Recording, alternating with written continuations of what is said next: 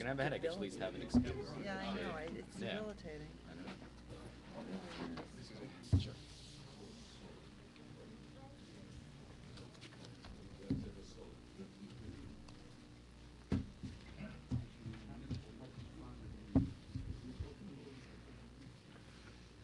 Ladies and gentlemen, if I could have your attention, I'm Mike Swetnam. I'm CEO of Potomac Institute for Policy Studies, and it's my privilege and honor to welcome you to the Potomac Institute today, once again to participate in a seminar on various topics of national security, international security, and terrorism. It has been our privilege here at the Potomac Institute for more than a decade, going on a decade and a half, to be the home of the International Center for Terrorism Studies, chaired by Professor Yona Alexander. I'm sure all of you are familiar with Professor Alexander's work. He has been the author of more than 100 books on terrorism of almost all aspects and flavors. He's been a leading academic in the fields of terrorism and associated topics for 40 years, and it's our honor to have him here at the Potomac Institute. The Institute, particularly over the last decade, a little more than a decade, has studied various terrorist groups that have international aims and international goals, and particularly those that threaten the United States and its allies. And we have been the author here at the Potomac Institute of several volumes on those terror groups, in particular Al-Qaeda. The first book out of the Potomac Institute and the International Center for Terrorism Studies on Al-Qaeda, in fact, predated 9/11 by almost a year. That book has recently been updated this last year, and the volumes are available. We think it's a pretty good summary of what's happened in the last decade to Al-Qaeda, and it's appropriate that we're featuring this book at this session today. We talk about diplomatic security as we're in the shadow of another event where Al-Qaeda, in fact, breached diplomatic security and harmed, killed four Americans and an ambassador, and clearly demonstrated that the movement, if not the network, is still alive and kicking and threatening security of not just our diplomats around the world, but of the United States and our allies as well. We'd like to give each one of the speakers today a copy of our new book, and as if not good background reading, at least something that can put you to sleep at night. Yeah. Today's session is one of particular importance, and I think, I hope, interest to all of you and to those following us on the web and to those who follow our publications. Some of the front line of our country, the front line of all of our countries out there, in many, many ways are our diplomats. They not just represent us, but they stand out there often alone in places of danger, representing and carrying forth our message and the message of others back to us. If we cannot ensure the integrity of diplomatic efforts around the world, we'll clearly step back several centuries into a world where we did not solve issues by diplomacy, but we solved issues with armies and navies and forces and action against each other. So the very basis of the world order that we live in today is the integrity of our diplomatic corps. To see that breached in such a insidious way in the last couple of weeks, once again by Al-Qaeda, is clearly something that threatens every nation on earth if we hope to live together in any semblance of peace in the future. So I think it's very important that we brought together today some of the experts on diplomacy, diplomatic security, and terrorism today to address these issues. I encourage all of you, as the opportunity comes at near the end of the discussion today, to ask questions and participate, but also to write, give us your comments, be involved.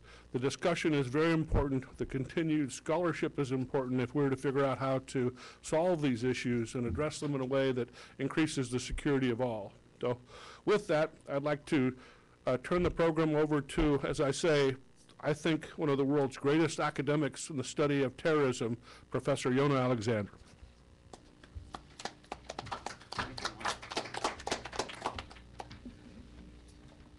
We always say, I wish my mother would be here today. First of all, let me welcome our speakers.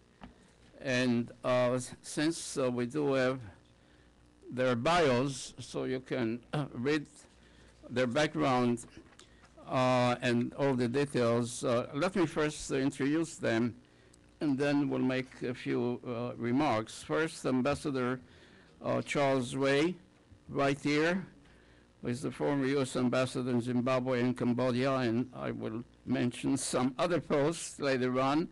Retired Major in the U.S. Army. Daniel Pletka, who is Vice President of Foreign and Defense Policy at the American Enterprise Institute. Next door is Eric Traeger, who is the Next Generation Fellow of the Washington Institute for Near East Policy. I was a former Fulbright Fellow of the American University in Cairo, and in fact this afternoon is traveling to Cairo again, so we'll finish on time. And Dr. Judith Yaffe, who is a distinguished research fellow for Middle East at the National Defense University, and a great American, General Gray, Al Gray at the end. First, if I may, I think it would be proper if we dedicate this discussion today to the victims of terrorism in the diplomatic community of the United States and indeed of the entire international community.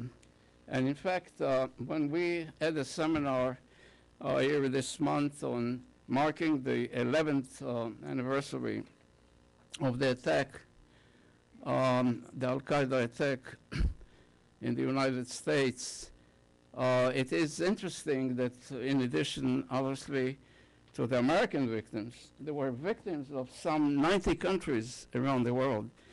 So let's remember them. Let's remember and dedicate ourselves to do whatever we can to protect lives and to build lives in the future. Now, as an academic, I cannot resist but have a footnote dealing with the work that Mike mentioned before, because we work with the academic community in the United States, in Washington, and around the world for many, many years. And one of the products that we're very proud of is a journal, a joint journal with NATO, which is being published in Turkey on Partnership for Peace. So again, we do have many seminars and research and publications with many international organizations around the world. Now, looking at a context for this event, I was thinking about some historical lessons in terms of facts of life. And if I may, I'd like to mention them because it is related to what we're going to discuss. One of them that, as we know very well, that foreign policy is motivated by national self-interest. True.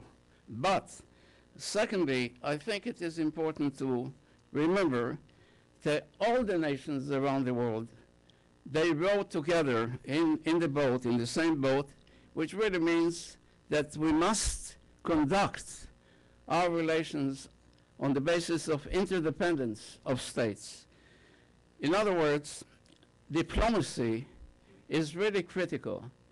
And as we discussed today, this issue in New York City, as we know, the United Nations General Assembly is discussing some of the major challenges that we're facing today and how to deal with them.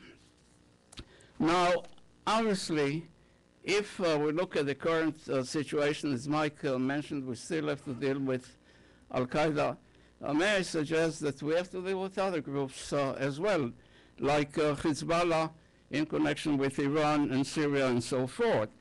Now, in addition to that, there are three countries that I think we dealt with specifically in the past several years, looking at the nature of the threat and what can be done to reduce the risk. One, obviously, is the United States.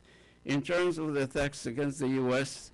and abroad, the attacks on the embassies, for example, the Tehran takeover, and then the attacks on the embassies in Beirut, the attack on the Marines and elsewhere, in East Africa, for example. And then the other country is Israel.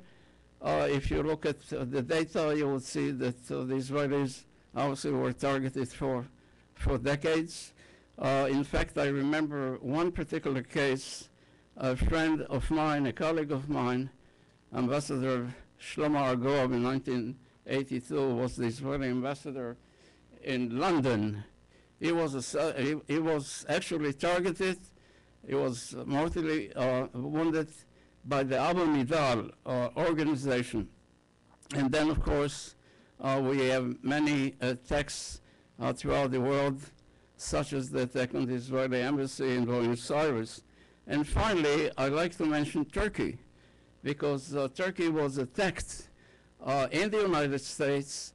Some of the ambassadors were killed by the Asala, the Secret Army for the Liberation of Armenia, and the Justice Commandos, and so forth.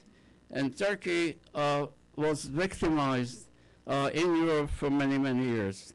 So again, I think we have to look at the various countries. We have to look also at international organizations. I mentioned the United Nations. The UN obviously was selected as a target, and they were victimized, as we know, all over the world, in Iraq, for example, in Nigeria, in Algeria, and so forth. So again, the first speaker today, and we're delighted to have Ambassador Charles Ray, who was formerly the ambassador in Zimbabwe and in Cambodia. He also served in China, Sierra Leone, and Vietnam. In addition to his diplomatic work, he also served as Secretary of Defense, dealing specifically with POW, the missing personnel, which is so critical, and we seem to forget about them. Again, they are the victims. So he was involved in this work as well.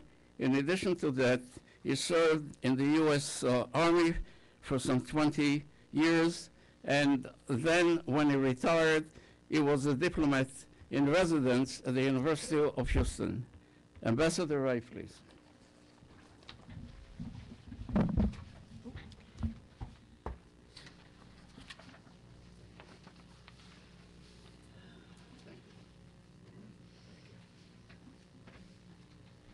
Well, thank you for a brief introduction. When you get to be my age, the problem with being introduced is usually the person introducing you talks longer than you plan to talk.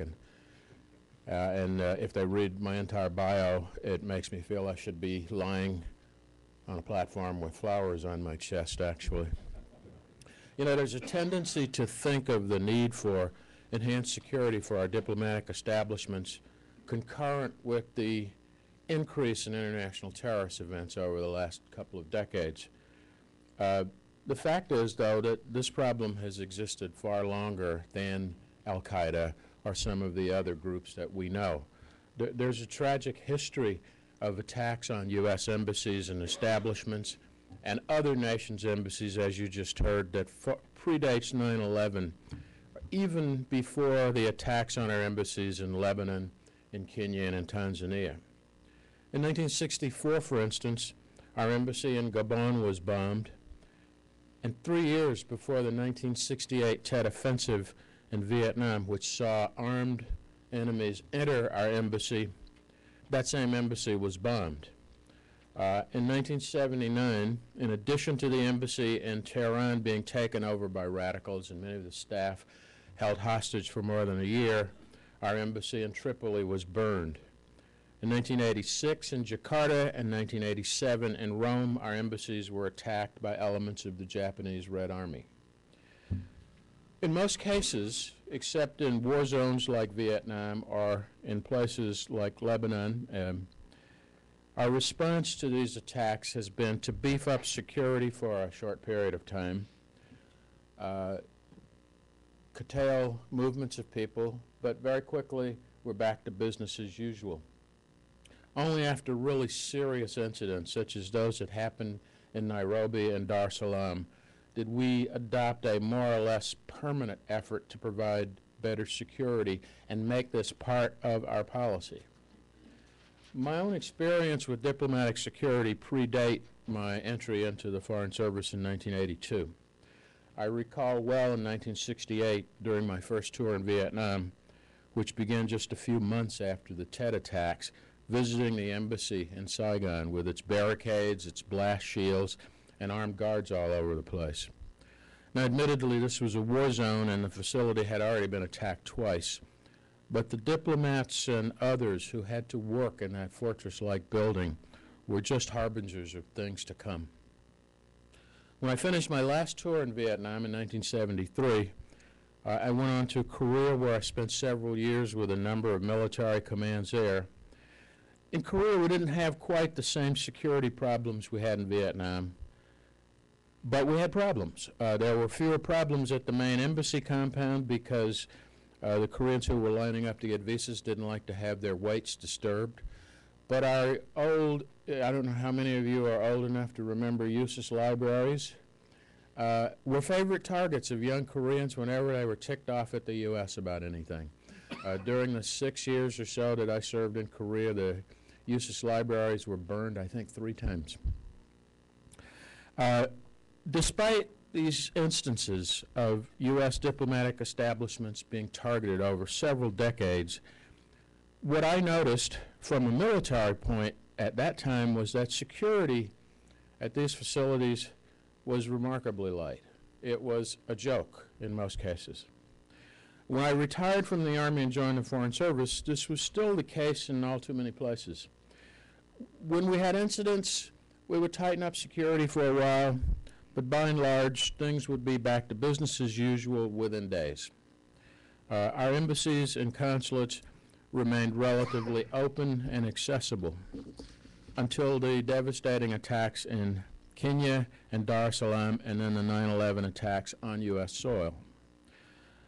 These incidents, along with the bombing of our embassy in Beirut that claimed the lives of hundreds of Marines, caused our policymakers to take a new look at diplomatic security. So now bollards, setback, searches, and delays in getting into facilities became the rule rather than the exception. From place to place and from time to time, it's varied for a number of reasons, not all of them having anything to do with security. In places like Iran, Afghanistan, and Pakistan, tight security is clearly justified as long as we insist on having so many unarmed civilians posted there. But you ask anyone who's tried to enter one of our embassies or consulates in a less dangerous place what they think of the process, and I advise you to put cotton in your ears before they answer. In order to do what we're ostensibly sent abroad to do, we as diplomats need to have access to local populations and local officials. If our aim is to portray a positive image of the U.S. to foreign audiences, locals must have a degree of access to our diplomats and our facilities. At the same time, it is absolutely essential that we provide a secure place for our diplomats to work. The dilemma: how do you do both? Now, I have to set the record straight here. I'm not arguing for a return to the good old days, when our embassies were basically open to anyone who wanted to enter at any time, because the world is much too dangerous a place. And I also have to confess that I really don't have an answer to the question of how do you do both, and I can't predict the future of diplomatic security for this country or any other. I can tell you what I've done in my own diplomatic postings, 2 of which have been war zones. And the fact that I've never been kidnapped, no building that I have worked in since Vietnam has been bombed or attacked, and this is probably due as much to incredibly good luck as to good security. But I think I've been able, during some rather dicey times, to still advance U.S. interests in a positive way. And I'll give you an example, not very recent. I'm still processing Zimbabwe, and for those of you who've ever been to Southern Africa, you know that's going to take some time. When I was ambassador to Cambodia, we faced the danger of potential attacks from Jemaah Islamiyah, an Indonesian-based, I call them Al-Qaeda franchisees. Now, the problem is, at the beginning of my tour in Cambodia in 2002, the state of our relations with the Cambodian government was dicey. I mean, we weren't allowed to deal with the Cambodian military, and dealing with the police was restricted to those who were put on our gates as guards. I had no contact with senior police officials, which made it a bit uncomfortable, especially when we found out that Jemaah Islamiyah had our embassy under surveillance for a full 8 months, planning a bombing attack. And the only thing that kept that attack from coming off was that a bunch of Cambodian students got spun up because a Thai soap opera actress insulted Cambodia in a Thai TV show, and they rioted and burned the Thai embassy. And JI thought that the situation wasn't ripe for an incident, so they would put it on hold. When we later picked up the chief strategist for JI through a total other happenstance, and we found this out, you can imagine my sleepless nights became even more sleepless. And I realized that we faced a real problem. We had the issue of carrying out what people perceived was U.S. policy, and that is arm's length relationship with the Cambodian government, and protecting our people and our facilities. If we didn't have a good working relationship with local security forces, anything that we did inside the embassy on our own was just a stopgap. And so it then, I felt, became incumbent to improve our relations with the government, particularly with the security services, in order to carry out what I thought was actually my major mission, and that is protecting the lives of American citizens in Cambodia. This took a lot of arm twisting here in Washington. The one thing that I learned over 50-plus years of government services, people at headquarters have a hard time understanding what the people in the field are talking about. Their interests are paramount, and it doesn't matter if the bad guys are kicking in the door and lobbing grenades at you. They have to get their paperwork done first. And the only way to get around it is you really have to learn to make an incredible nuisance of yourself, or as Colin Powell used to say, you have to be the dog poop at the picnic. After some arm twisting, though, and thank goodness for my DoD connections, I had a little help here.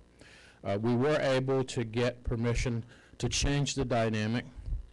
And what I discovered from that was as we worked to improve the relationship, to improve security, we were also able to leverage that in advancing other interests as well.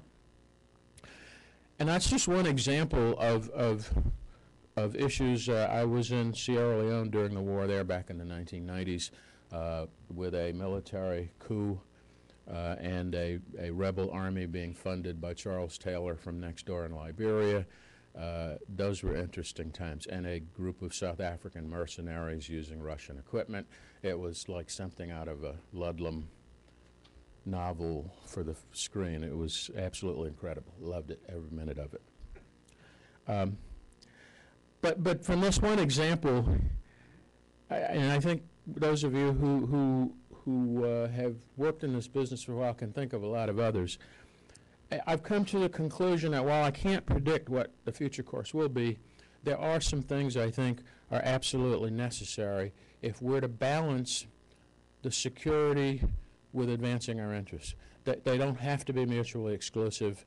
They will often conflict, and there's a need to follow, I think, an assessment process to ensure that we keep the proper balance. And the starting point is determining U.S. interest in the area where we send people. And you know, you might think, don't we do that? You'd be surprised. And the number of assignments I've had when I've been in a country where no one really knew for sure why we were there. I'm not going to name the countries, but it happens more often than not. Inertia gets it. We're there, we've been there, and we just continue doing every day what we've always done without stopping to take a step back and determine what U.S. interests are really at play here. Why are we in a country in the first place? To me, this is the starting point for our personnel levels, for our budget, for the nature and structure of our facilities, and for the security procedures that need to be in place to ensure we carry out and we address those interests. Next, what's the threat environment? Are threats imminent? Are they latent, or are they rare? Big difference. If threats are rare, from a practical standpoint, it would be easier to brush a hen's teeth than to get money out of this town to address them. That's just a given. What are our relationships? What's the nature of our relationship with the local government, with our allies in the country? What's our relationship with the local population? What are the likely flashpoints that could cause our relationship to take a dive?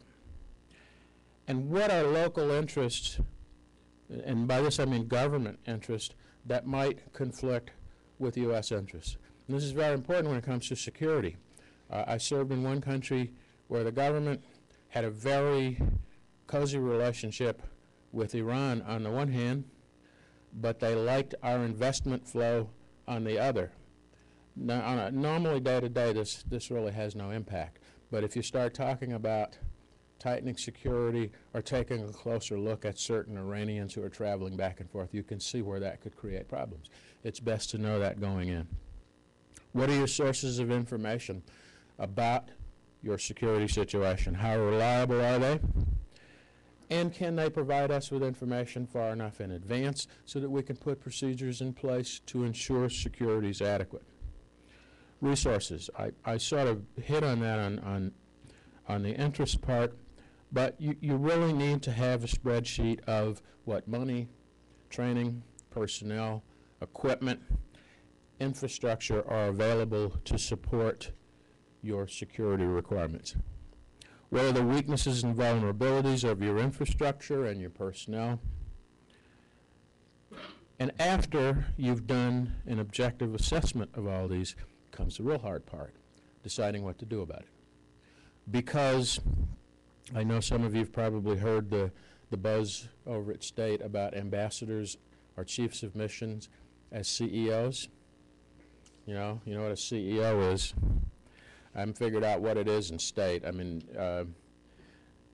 this is more rhetoric than reality. The fact is that as an ambassador on the ground, there are so many rowers with their oars in your water that to call yourself a CEO is delusional.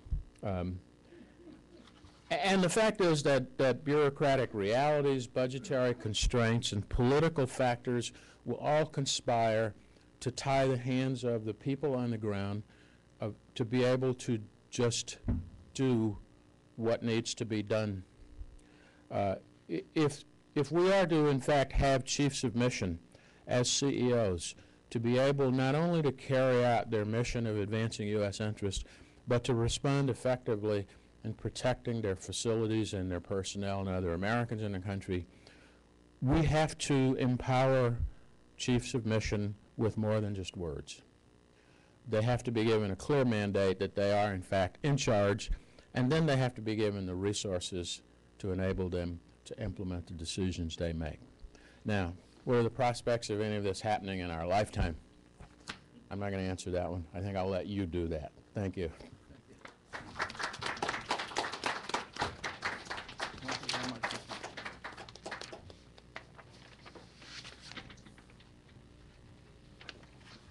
Thank you very much, Mr. Ambassador, for providing that context, we'll come back to it.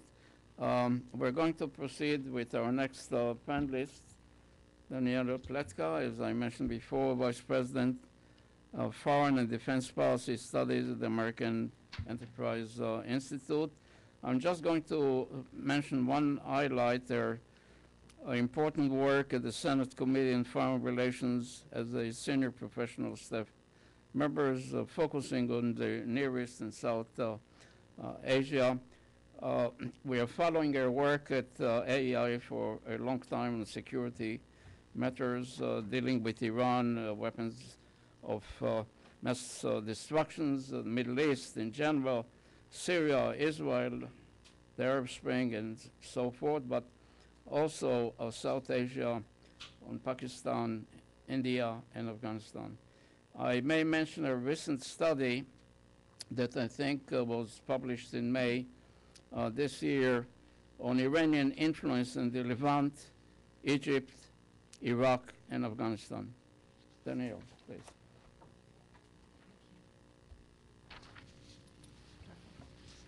This is for you.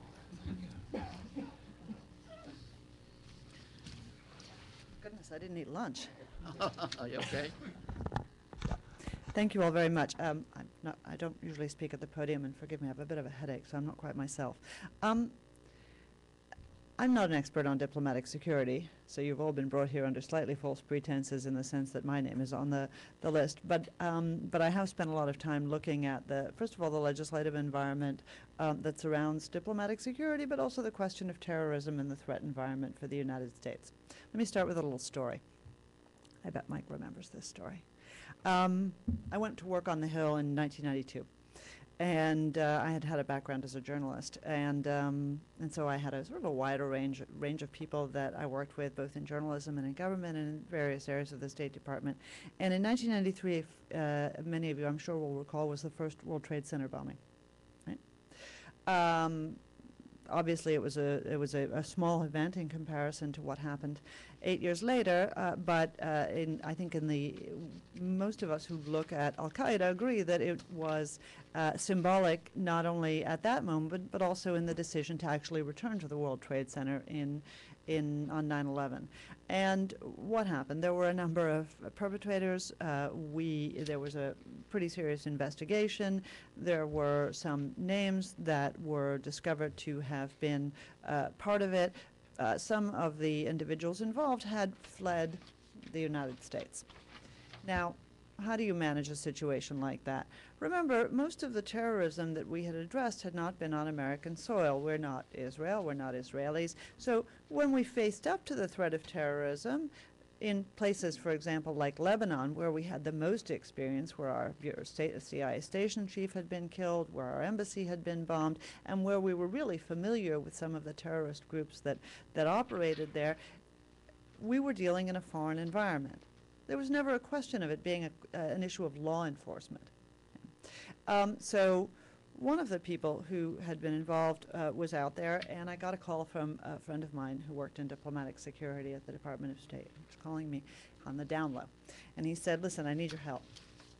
There's a statute in U.S. law that allows us to offer a reward for acts of international terrorism to get information that could lead us to the arrest of the perpetrator, or information that could help solve the challenge. And he said, but the State Department legal office won't let diplomatic security offer this reward for one of the perpetrators of the first World Trade Center bombing.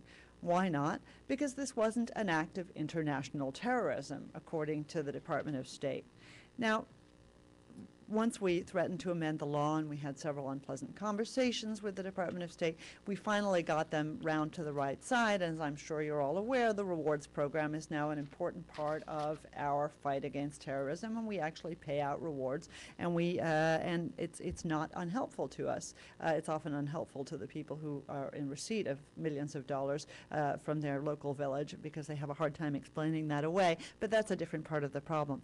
But I think it encapsulates the challenge that we face, which is that there are really a lot of different perspectives on how to deal with the challenge of terrorism, or frankly, whether what we face up to is terrorism at all. And unless you can identify what it is you're fighting, you often have a hard time identifying adequate strategies to face up to it. So, you know, yes, we can talk about the vagaries of embassy security. We can talk about all of the challenges that are faced, how unpleasant, and believe me, you know, our embassy staffs and our own citizens who have to visit certainly don't like it. It is for their safety and security, but as we learned in the last month, this isn't in any way uniform. So, for example, while our embassy in Tripoli has substantial protection, our consulate in Benghazi was under lock and key. Why, when al-Qaeda and related groups and sympathizers are known to be operating in Benghazi, would you have a facility that is clearly identified as an American facility under lock and key protection is mysterious to me. But the first part of the answer is, again, I think very revealing. Now, we're in a political season, and I think Ambassador was very, very graceful in not talking politics at all. I am in no way graceful, as those of you who know me will agree quickly. And so what you see recently is a fairly robust discussion about what happened in Benghazi. Okay? Well, what happened? I mean, the answer is that on 9/11, the anniversary of the attacks against the United States, there was a coordinated and prepared attack against our consulate, which resulted in the death of our ambassador and 3 other Americans who were in service to the United States people and to the government. Okay, that's what happened. But you'd never know that. Okay. Instead, what you had to hear was that this was all about a film. Now, I haven't seen the film. I don't really care about the film. I'm not a big believer in these sorts of excuses because there was no film before 9/11, the real 9/11, 2001. There haven't been films before other terrorist incidents. There was no film that inflamed Hezbollah when we were in Lebanon. Jamaat Islamiyah is not that interested in these films. These are excuses, but they go a long way in trying to explain away what is at the root of the terrorist attacks against American targets and against Western targets as well, because of course we can't forget that even though Chris Stevens and others were killed, our embassy in Egypt was attacked, but also German embassies were attacked, British embassies were attacked from places as far as Sudan to Yemen, and local nationals were also killed, both in our defense in some places, but more frequently demonstrating against us. So what was this all about? Was this really all about the fact that we had angered a local Muslim population, or was it about the fact that we are in a long war against an Islamist extremist movement that is targeting the United States? It seems to me that the latter answer is the clearest. It was not an answer that the President has given. He has not used the word terrorism once to describe what happened in Benghazi. And when you are incapable of describing the problem, it's really hard for you to figure out the solution. Okay? Let me give you another favorite story of mine from back in the day. The USS Cole, the attack on the USS Cole. Okay? We lost almost 20 American servicemen on that. It was a brazen terrorist attack. Many of the attackers were, let's just say, working with the government in Yemen, certainly felt comfortable with the government in Yemen. Nonetheless, our ambassador there and the then head of the of Central Command, the Commandant Commander, I can't even remember what we used to call them, the Commander. They used to like to be called Commander-in-Chief, but That's we only it. have one. Yes, that's right. He was not Commander-in-Chief. Right. We got rid of that before that. And believe me, he wasn't. In their wisdom, they decided that they wanted to work more closely with the Yemeni government. They worked more closely with the Yemeni government and really chose not to see the problems that the Yemenis were still involved with in terms of their relationships and harboring extremists and financing extremists and allowing them safe passage and an operating theater. So what happened? Okay, well, this attack took place. Certainly not the fault of the ambassador or of the combatant commander. On the other hand, we were in that area because our assessment of the threat was inadequate. Now, what happened? The first thing that we did was we sent FBI investigators and we sent a bunch of Marines to Yemen. Okay? The Marines were greeted by an indignant ambassador who was appalled that they were carrying sidearms through the streets of Yemen, which was making her entire outreach to the Yemeni government really unpleasant. Because how am I going to explain that our relationships are improving if your guys are all out there carrying sidearms and wearing body armor? Again, just a sort of a failure to understand what it is that we are fighting and what the nature is of the threat. It becomes difficult to protect people in that sort of a situation. What happened to the FBI? Well, the head of the mission was denied country clearance by the ambassador, so he couldn't come in to the country to continue the investigation. Sadly, he actually left the FBI, and he was actually killed in the World Trade Center on 9/11. But I certainly remember very fiery conversations with him about that. So I think we need to come back to the root cause of this, which is that we need to protect the people who are paid by our taxes and working for our diplomatic service, and to keep us safe, to service us overseas, to maintain relationships with foreign governments. But we also need to understand that we are not just in a localized war.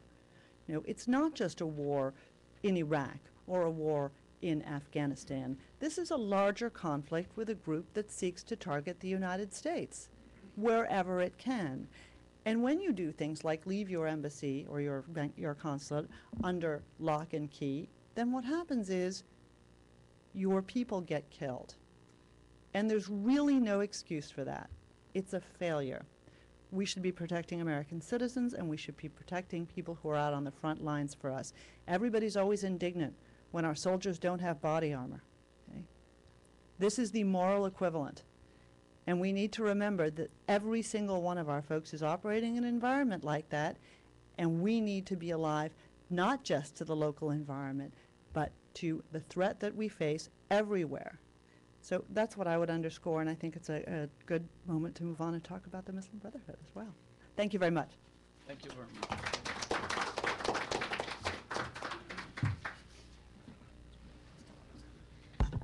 Thank you very much for reminding us some of these major issues that we still have to deal with. Our next speaker is Eric Traeger, as I mentioned, is currently the next generation fellow at the Washington Institute for Near East Policy, and currently is also working on the PhD at the University of Pennsylvania.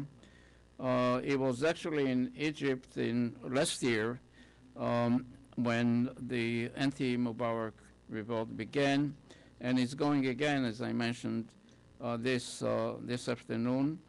He was a Fulbright fellow at the American University in Cairo, and he received his master's degree there. He's also a graduate of Harvard University. Eric, please.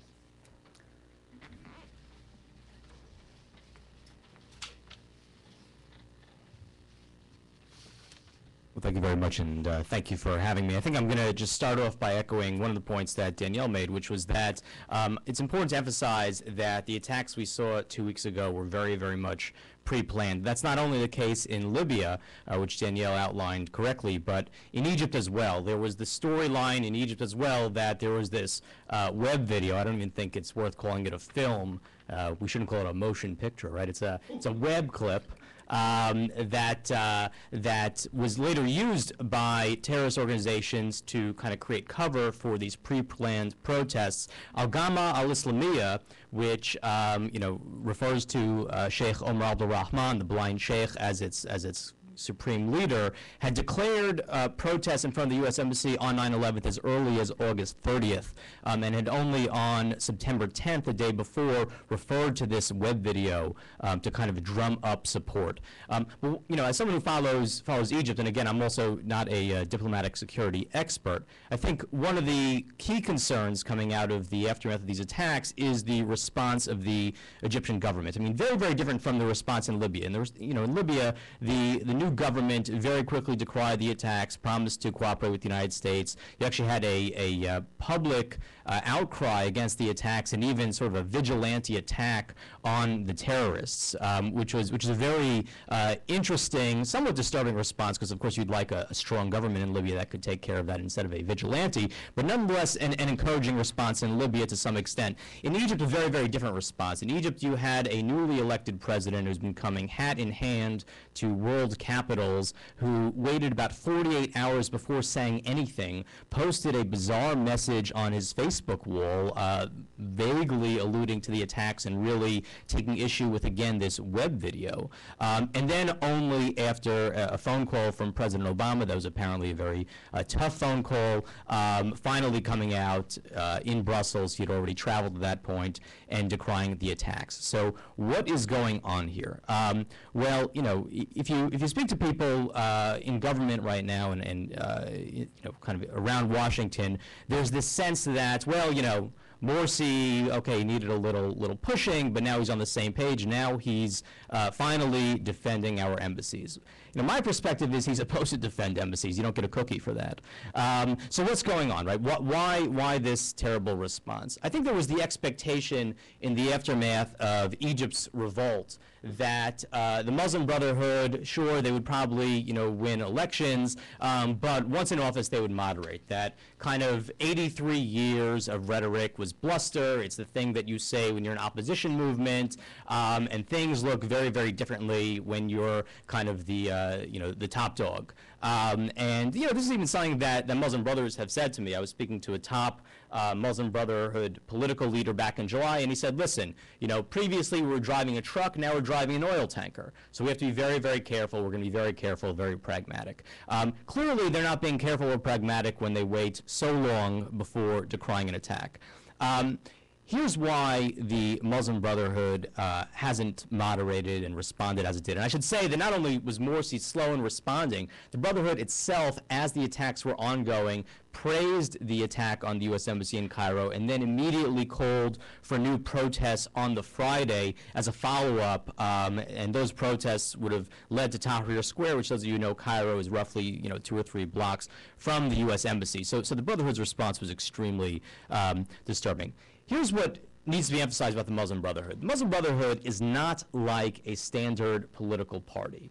What do I mean by that? I mean that, you know, whether you're a Democrat or Republican, you became that by essentially checking a box on a form you were probably given at the DMV.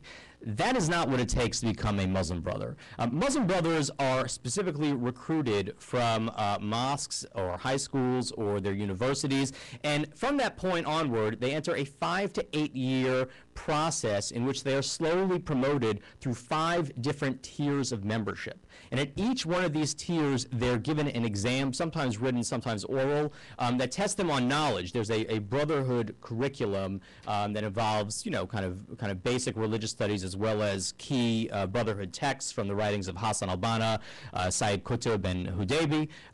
They're tested on their willingness to follow orders from a central command. They're tested on their ability to form relationships within the brotherhood, and they're really watched. And again, this is over a course of 5 to 8 years, ascending through 5 different tiers of membership. That's to say that by the time you become a full-fledged Muslim brother, what's known in Arabic as an akh amal, an active brother, a working brother, you've been vetted, and if you're not willing to kind of take orders, you have been weeded out of the organization. Of course, by the time you've gone through this process, you're also giving roughly 6 to 8% of your income. You're deeply involved in the day-to-day work of the brotherhood, which could include social activities, could include raising other young Muslim brothers through this promotional process, could include political work. The second element of the brotherhood structure that I think, so just to kind of wrap a bow on that, the point is that, you know, Muslim brothers have been kind of not only pre-selected but then weeded out for their willingness to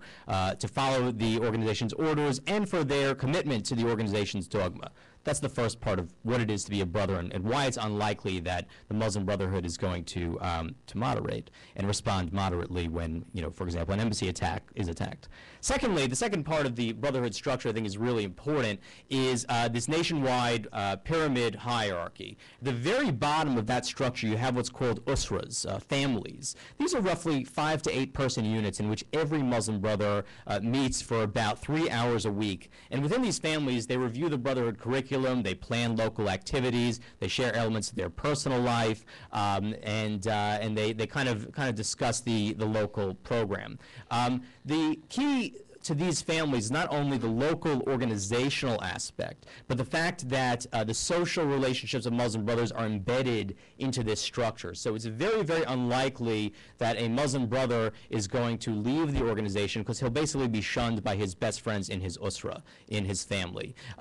The chain continues all the way up, kind of based on different administrative units, to the very top level, which is known as Maktab al-Irshad, the guidance office. These are roughly 20 very senior Brotherhood members, most in their 60s and 70s, headed, of course, by the Supreme Guide, the Murshid. And what the Brotherhood is able to do is to very quickly disseminate orders down this nationwide structure to the usras, to those families, to do local activities. This could be elections, this could be, raising money, social service, caravans, that sort of thing, attending protests. The point is that the Brotherhood is able to move people in a very, very coherent way, people who they've already pre-selected as being committed to the cause, like no other group. What that tells you is that the Muslim Brotherhood really has, the Muslim Brotherhood is really the only organization in Egypt that has anything that even approximates this structure. And that's why the Muslim Brotherhood is likely to win elections for a very, very long time. Because when you look at the remainder of the political spectrum within Egypt, you see a very, very deeply divided field. So you see Salafists, you see liberals, leftists, Christians who sometimes travel to Nasserists, revolutionary socialists, communists, and all of these are sort of divided among different personality parties. So it's not even that there's like one leftist party, one socialist party, one Nasserist party. They're very deeply divided. Only the Muslim Brotherhood can coherently and regularly mobilize a critical mass of people, and that's why it's likely to win elections. So what does this have to do with the question of moderation? What it means is that the Brotherhood is not likely to face any significant challenge domestically, and is therefore not likely to have to moderate. I mean, why moderate? Why abandon your long-time agenda and ideology when you face no challenge? When you're not paying any price for example, not defending an embassy, when you're not paying any price for let's say advancing in another type of conversation, a constitution that is pretty bad for minority rights. They're not being pressed domestically, but they're also not being pressed internationally. They are not getting any sort of pushback on their their requests for IMF loans. They're not getting any sort of pushback on their requests for loan forgiveness here in the United States, on aid. They're not being squeezed really by anyone. Morsi went to China, was given $4 billion in investment projects. Comes to the United States, was in the process of negotiating a $1 billion loan forgiveness. So if they're not being pressed domestically, and I think it's not likely they'll be pressed domestically anytime soon, and they're not being pressed internationally, well, they really have no reason to concede anything. They have no reason to moderate. And that kind of brings me to the policy point here, which is that, in the aftermath of the attack, finally, I would say for really the first time, the administration kind of drew a line in the sand. And that's really what that call from Obama to Morsi was about. It apparently laid down certain red lines and very clearly threatened Morsi that if he didn't immediately come out and denounce the embassy attack and promise to secure the embassy, that Egypt would no longer be considered, quote, an ally. Now, specifically what that means, what specifically was said in that conversation, we don't know. What we do see is that Morsi's behavior, at least externally, changed pretty dramatically after that call. What I would recommend is that you need that kind of sustained pressure on the Muslim Brotherhood to continue. I'm dubious that that's going to happen because of the way in which many in Washington are now saying, well, look, he's defending the embassy, he's changed course, our relationship is back on track. I'm saying that that's not likely to continue without sustained pressure. And we could run into another circumstance in which some other U.S. interest is attacked or threatened in Egypt. And if we don't apply pressure now, there's no reason for Morsi to concede anything ideologically ahead of time. Again, looking at the Muslim Brotherhood, this is a cohesive, well-organized group with deeply committed members. The only way to moderate them and to get them to behave responsibly is to squeeze them. And I think that the failure to squeeze them earlier is part of the reason why we saw such a disturbing response after these embassy attacks in Cairo. So thank you for listening.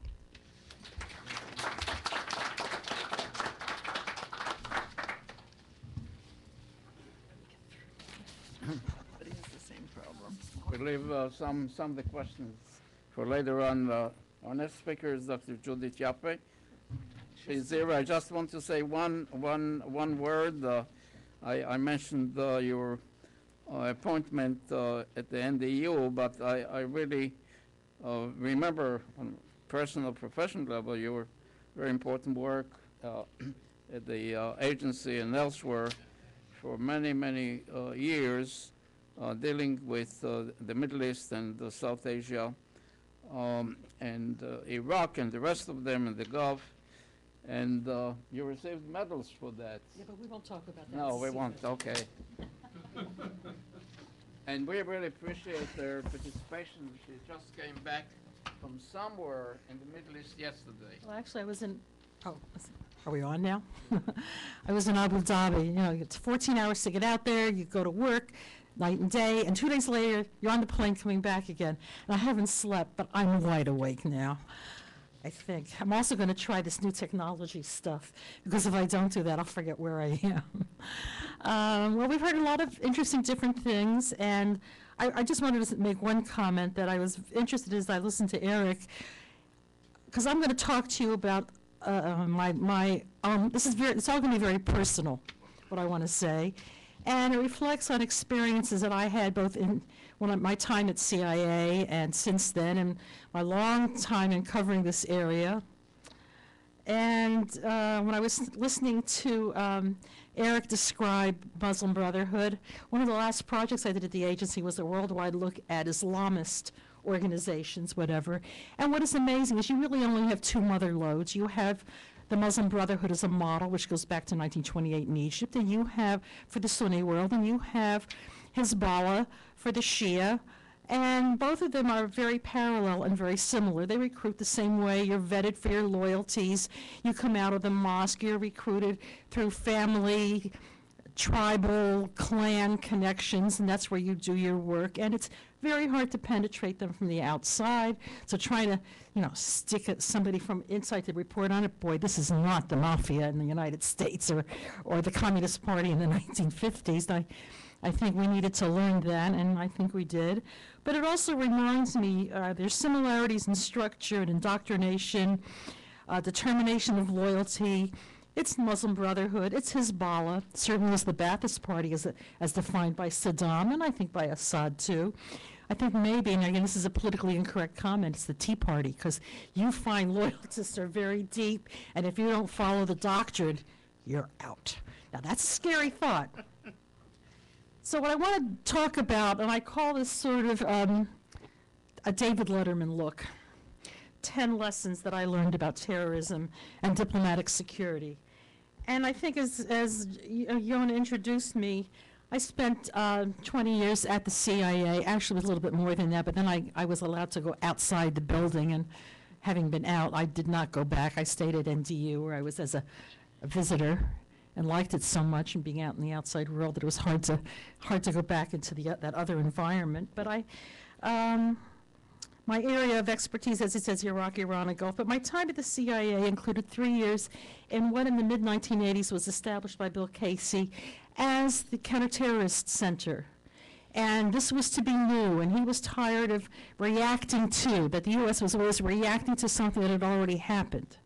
And this was and probably remains, because I think it still remains. Everybody has their counterterrorism operation, and it's been a growth industry in this town for how many years now, and I don't think it's made us any smarter or any better, but it's employed an awful lot of people and sucked up a lot of money, much of which I have to say I think is probably a waste, but that's just a personal opinion based on, let's just say, an instinct.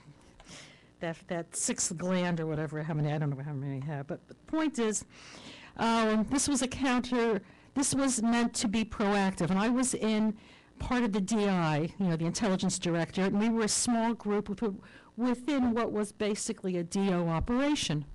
So I got to learn a lot of things. I got to learn how the agency operates. I got to learn a lot about collection of information and how you vet it. And if you want to know how much volume-wise and quality-wise, they don't equal. It's a Peter principle. The more volume you have, the less quality you have. And terrorism is one of the worst ways of measuring that, because the volume can be enormous. Everybody wants to tell you something about, you see that guy over there? He's a terrorist. I'm reminded of a joke. It translates, not translated, transfers nicely, and it goes back to the Iraq War, and these two soldiers, one Iraqi, one American, were driving around Baghdad, and the American says to his Iraqi counterpart, you see that house over there? We're going to take it down, so there's a real bad guy in there, terrorism, all that stuff. And the Iraqi looks and says, oh, yeah, I know who lives there. You do? Yeah.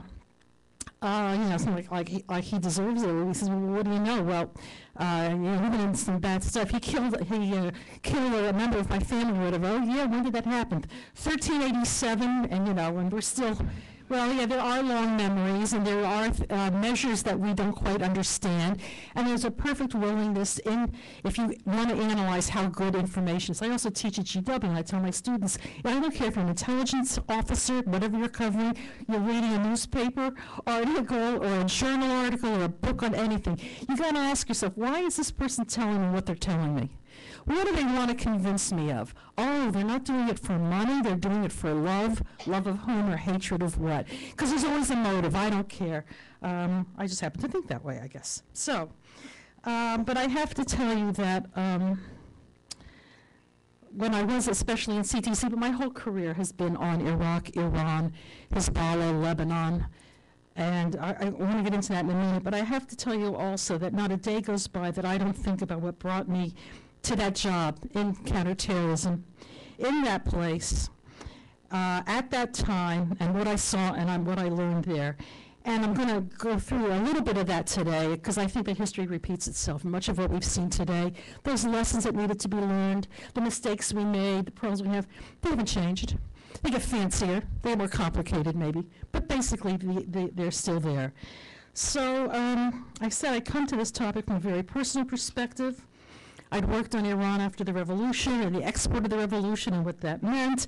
And then we went into immediately, this was 79 and 80, into, of course, the hostage crisis, what I call the postmodern diplomatic act of terror, at least for my area. I'm not a cover the world person, I apologize.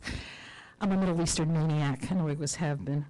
But we tend to think of the seizure of our embassy there as our first postmodern act of diplomatic terrorism. At that time, I had a relatively straightforward job as analysis. I needed a reliable schedule. I didn't need any phone calls in the middle of the night. I had little kids. I wanted a real life. But let me tell you, something happened in 1983 that changed all of that for me and for people I worked with. That sent me in an entirely different direction, sent me into counterterrorism for long. I worked for Bob Ames, and some of you may have known Bob Ames. He was killed in the embassy bombing, the first bombing, in, I want to say May, it was May, not April, 1983. Second bombing was April 84. And he was there on a mission. He was head of my office at CIA, which was an overt position, in the head of what was the Near East South Asia office. I did a lot of special projects for him, including on Palestinian issues and where the Palestinians were in that region. And not long thereafter, he was out there on a mission when the bombing occurred, and he was the target of that bombing. And that had a profound impact on me and on others in the organization, and several of us found ourselves in the newly created CTC. And I have to say that there was a mission sense that went beyond what you see in a lot of other, it's not just your average job. I knew people who spent years dedicated to tracking that Hezbollah target, who could describe to you every house and family. They were really good straight men, let's just put it that way. They knew what they were doing. They dedicated their lives to it. And when I left CTC 3 years later, at that point, some of them have just had, at least 2 of them had just died in Pan Am 103 because they were serving in Beirut at the time and were coming home for Christmas. So as I say, it's kind of a personal thing. And while I was there, as I said, I covered all of these issues, all the attacks on the United States that began, well, when I began with terrorism, 84, 85, and for the next 3 years. And that especially included the taking of American hostages in Lebanon. And at that point, you cannot believe how much time, attention, resources were devoted to that. Ronald Reagan cared very much. It was a top priority for him. And it was at that point that my life was never my own again, because we worked for 3 years round the clock, coming in weekends, coming in during whatever, following every lead possible, and dealing with these very emotional issues. So what I'm going to say reflects a mixture of these things I've seen, and I'll try to do it fast so we can get to everything else. I don't know how my time is going, but I'll be quick. Let me say my first point out of all this is that the United States, some of them might be sounding a little bit, I don't mean to be silly, but just you've got to keep a perspective in all of this. The U.S. should never negotiate with terrorists. We all know that. We know we never do. Reagan said it. Every president says it. It only encourages them and demeans the United States. My second point is, if the United States does negotiate with terrorists, however, it should deal directly and not indirectly, either through so-called surrogates or shadowy representatives. I think you know what I'm referring to. More foreign governments, and in this sense, the Israelis led us down a garden path here into a disaster. And when I was reading, for I don't know how many times the other night, another account of the 80s and terrorism, about the trading arms, Israeli arms with Hebrew writing and Stars of David on the missile casings when we wanted to get our hostages out of Lebanon. And there was a belief, and Ronald Reagan was convinced that if we could only find those right Iranians, and we had found moderate, I still have trouble saying this, moderate Iranian radicals, whatever, people you could deal with. Well, that was wrong. That everything would be fine. Well, they don't do it when you do some silly things like that. You don't have control of these operations. If you're taken hostage, however, a word of advice: compliment your captor on his choice of car, color of the blindfold, and the size of the trunk, and never complain about the food or lack of room service. I went through so many debriefings and discussions about what the hostages were going through. It stays with you. My only regret, in a way, was I couldn't hang around until 1990, was it 91 or 92, and after 7 years, Terry Anderson finally came out. You have no idea how you get tied up with that, how personal it becomes. I think another thing you have to tell American politicians, hear this on the Hill and in the White House, that an emergency on our part, demanding the immediate release or else, does not constitute an emergency on the part of the hostage taker or whoever he's doing it for, or whatever his reasons are, whether it's for money or to get support because Iran is in a death struggle with Iraq, or whatever the reason is.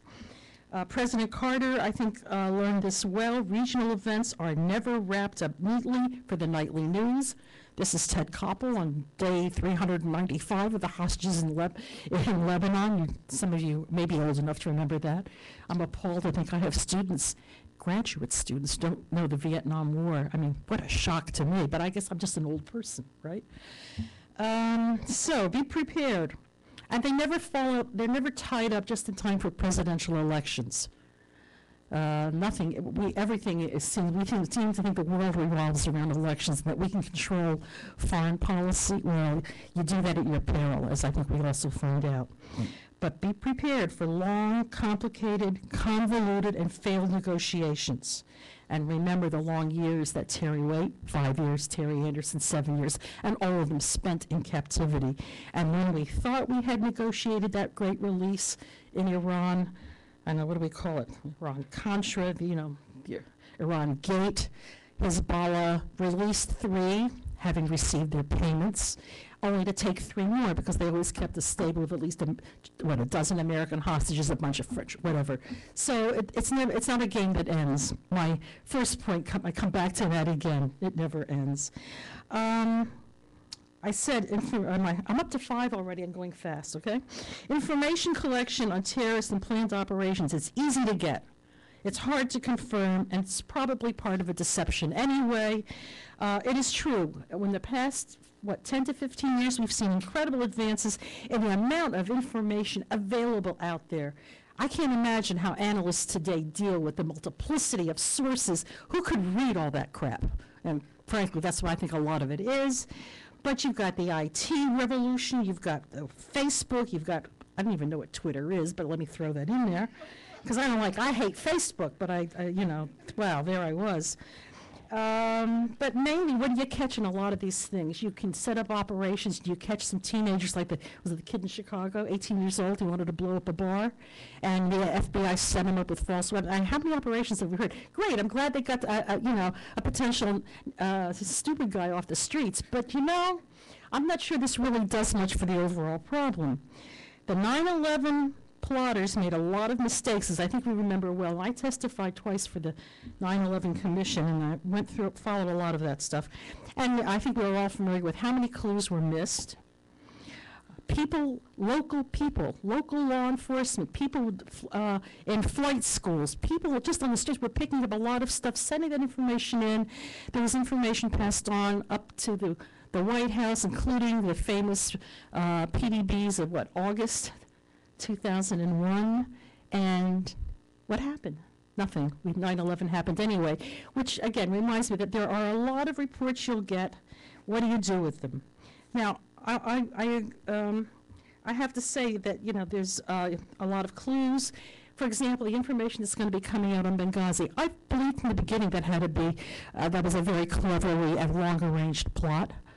Al-Qaeda or its wannabes, its lookalikes, the people who think they're some kind of affiliation or pretend there is. They're good at this. They can plan ahead, and it doesn't take a lot of money. It's not a lot of complication, and the information out there is available to them. Imagine Libya after a revolution. Everybody, oh yeah, the Americans, they're over there. Oh, you want yeah, he's over there, and they know these things. They're street people. They're local. They know the things that our people can never get at. And I would agree with the point that Danny made. Dates don't really matter, except I think to journalists, to the media, who like to say today is the 11th anniversary of fill in the blank, and now we're waiting to see what's going to happen. That's silly. Why is it silly? Because terrorists plan, the smart ones, the ones that have been really effective. 9/11 was planned long in advance, so were a lot of these other operations over the years. The real terrorists act when they're ready and when the opportunity arises, and then you can fill in the blank of what the reason is. It was because of this happening, or Israel did that, or blah, blah, blah, or some kind of a movie thing. You can find a reason. It's real easy in an area where popular opinion is at a flashpoint for a small number a lot of the time. So who determines, and here's another part of this problem, is who determines when a threat's a threat? I've covered some topics in intelligence over the years, and we said, Saddam Hussein is violating the no-fly zones or whatever, to be told by whatever administration it was, and there were several, I would say, is don't worry about it. We'll decide when a violation is a violation, or we'll decide when a threat is a real threat. And it's not just your administration, whoever it is. I'm not a political person. Despite the feelings of some, I'm really not. But the thing is that we in CTC, when we were trying to warn, we had to fight the airline industry. What do you mean you've got what sounds like a reasonable a threat, a warning that there's going to be an airline attack? You can't do that. Business will be terrible. Does this sound kind of silly, especially after 9/11? Maybe it does, maybe it doesn't. But you're running against a lot of vested interests that don't want to see the public upset or worried or afraid to do whatever. So that's just a reality. Okay, I would also point, and I feel very bad about Chris Stevens and all the other diplomats we've lost, and the people that I've known in government, at the agency, where we were a family. You get to work very closely with people. You, as I said, carry these things. And the point I wanted to make is that when they get out there to do the best operations, they have to feel secure, they have to feel comfortable with the government. Is your ambassador always the best person to determine what the security is? Maybe he is, or she, maybe not. Everyone's got their own interests, as you pointed out so well, and who's going to be the decider of that at the end? I don't even want to get into that one. That's way above any pay grade I ever would have aspired to, but it's tough.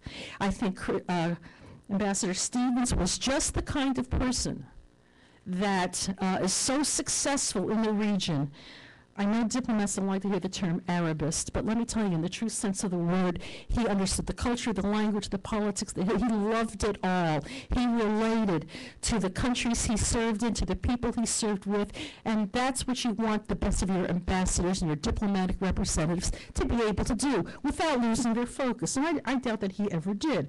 But the point is, you get comfortable and you've got a good relationship, and you don't want to show people that you don't trust them. But he, knowing things so well, a friend of the revolution, a popular person, he was a prime target for al-Qaeda and any terrorists. So one shouldn't have been surprised in that sense that he was probably targeted for a while.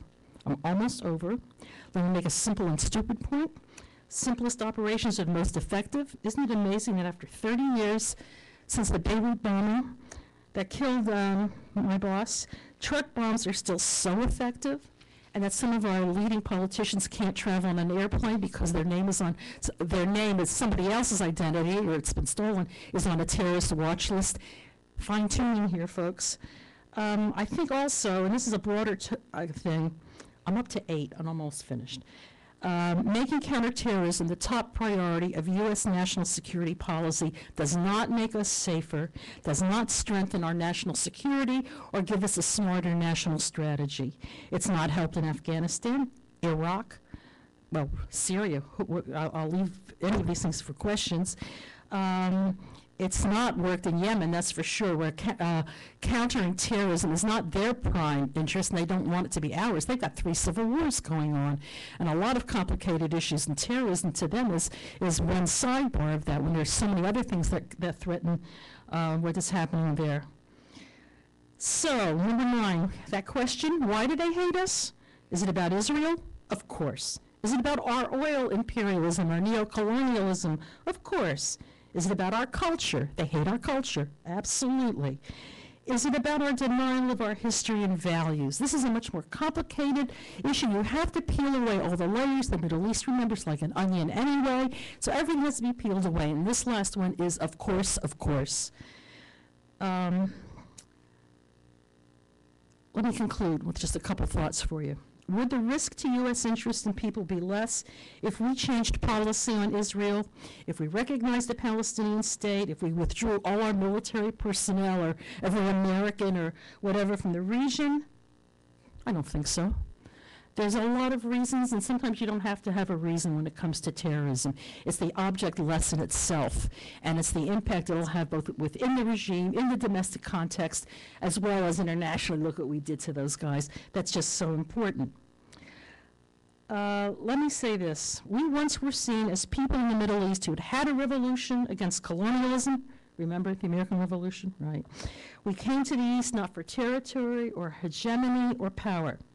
We cared about education. We established schools, teaching the local literature, history, language. We did a lot to establish what became the Great Arab Awakening and the revival of Arab nationalism beginning after World War I. Those were our schools that the elites of those societies went to. They became government leaders, military, political, civilian, whatever.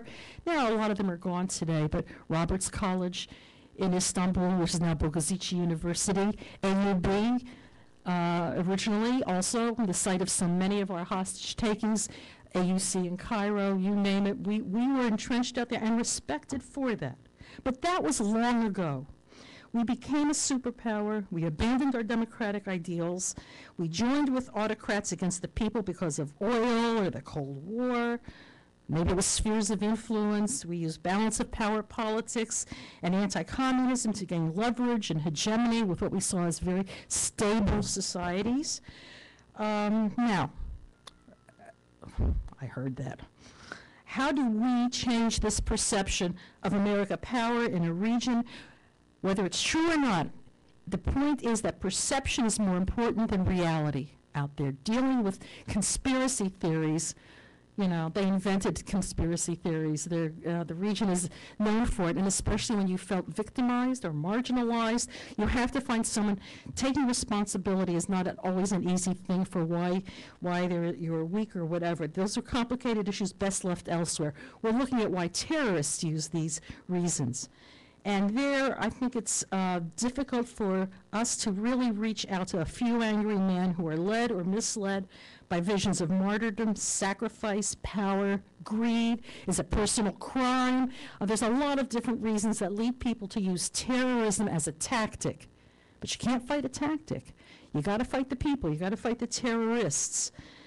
So there will always be risks for our diplomats, danger for our military and civilian officers and personnel deployed in the region, and for the many American scholars and students and people who have made their affection for this wonderful region and its people a part of their lives.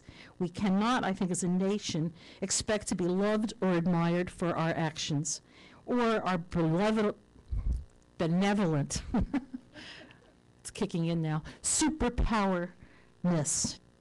We are, I think, a generous people in spirit. Many Americans, they've gotten a lot smarter. Many people know what a Sunni is and a Shia is. That's kind of shocking, but there are more people who do, and a lot who don't know, and it doesn't matter anyway, but it should if you're worrying about these things. But the point is, many Americans, for whatever reason, whether it's religious or just loving, and the reasons are many, whether it's family, faith, or history, love the region. But YouTube, Facebook, CNN, Fox, and Al Jazeera have made the world smaller and for so-called, and easier, I think, for targets of value and opportunity. It has become riskier than could have been imagined 10, 50, or 100 years ago, when it was still assumed by many people that gentlemen did not read other gentlemen's mail, and that distance, expense, the oceans would keep America safe. I often wonder, in my darker moments, what would Bob Ames have made of what has happened since 1983? Thank you.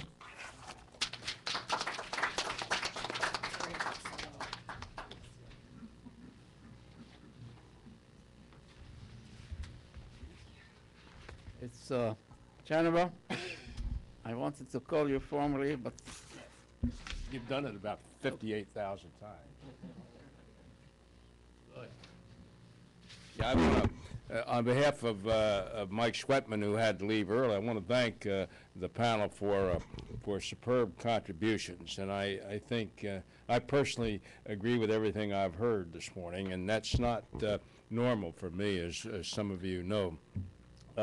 Charlie, you and Judith need to really feel young. You were talking about feeling old. I mean, I'm the guy that really feels old here. I mean, I go back almost before they were born, dealing with terrorist-type activities and things like that. So I'm gonna share with you a few thoughts today. Not so much about terrorism per se. We've covered that very, very well, and I think certainly during the question and answer period, we can get into whatever our audience would like to get into. I would say a couple of things, though. First of all, in my opinion, you're dealing with terrorists. Terrorism is a tactic, and we need to understand that. They are tactics, and they've been around since the Bible, since the Quran, since the Torah, since Vichu in India, et cetera, et cetera, et cetera. It's a tactic. It's described classically in Mao Zedong's volumes on warfare and so on as phase 2 of warfare, et cetera. So we need to understand that. It's not just terrorism per se. These are tactics. These are tactics that people use when they're at a disadvantage, when they're not as powerful as they'd like to be, when they're not as whatever as they'd like to be, and so take advantage of that, and that's what they do. And like I say, we go way back with this type of tactic. And one of the classic ways to deal with terrorist-type tactics, of course, is terrorist-type tactics yourselves. And for example, in World War II, the Germans were very effective at that. You know, if you if you committed an act against German soldiers or something like that in a village in France, the next day they'd line up 400 civilians and kill them.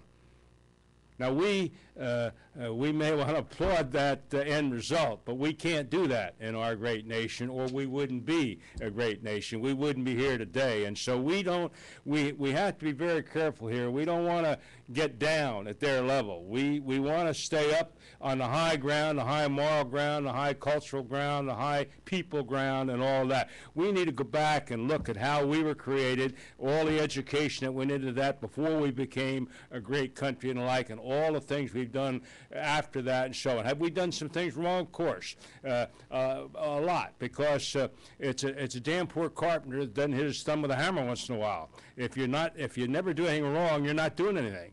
And so we need to really remember just how great we are, and go forward along with our friends and allies in the free world and try to resolve these very difficult challenges. Judith, I have a deep appreciation for your emotional feeling with this, with what you went through, particularly in 1983 in the first bombing of our embassy with your colleague and the like. Bill Buckley was a very close friend of mine. I have a rather disreputable reputation with your former agency as well in certain events here and there and the like, and of course all of the Marines, the 12 sailors and the 3 soldiers that were killed in the terrorist bombing of our headquarters in Beirut on 23 April 1983 were in my command, and so we feel this very closely, and we have a long memory. We have not forgotten any of that, and everything that I personally have done and everything that our Marine Corps has done since 23 April 1983 is some way directly or indirectly related to those kind of atrocities, and try to prevent those kind of things from happening. But again, it's not new. If you were with me 46 years ago, in Khe Sanh in South Vietnam, well before the Battle of Khe Sanh, the 2 big battles in 67 and 68 of Khe Sanh, in which everybody knows about. But in 1964, Khe Sanh was a very sleepy village. In a little town, there was an Army AA team, Special Forces camp there at that time, and so on. Out where the Khe Sanh battle ultimately took place was an old dirt strip, a PSP 3,200-foot strip, and it was surrounded by a French coffee plantation. And the French family that lived there had been there for generations. And the old man was a particularly tough, stubborn guy, and he refused to pay taxes to the local Viet Cong people that were operative in the area. And so they kidnapped him one night and assassinated him. And so, that was terrorism. Fast forward 2 years later, in October of 1966, if you were with me down south of Da Nang, the former great French city in South Vietnam, you would have seen an 11-year-old girl come running across the rice paddies, screaming and hollering and asking for help. Her father had been one of the 1,200 district chiefs in South Vietnam that were assassinated by the Viet Cong in 1966 alone. You never heard about all that in the media, You heard all other kinds of things in the media, and I won't get into that. We could talk all day about various viewpoints of the media. The point I want to make is these were tactics, and this is what they were doing. And this little girl was this district chief. Her father was a district chief, and he was pro the South Vietnamese government. And the Viet Cong killed him that night. And she came running across the rice paddy for help, and she had both of her arms severed at the elbows. That, my friends, is terrorism, and you never forget that, and I never forget that, and I could see that little girl every day when I think about these things.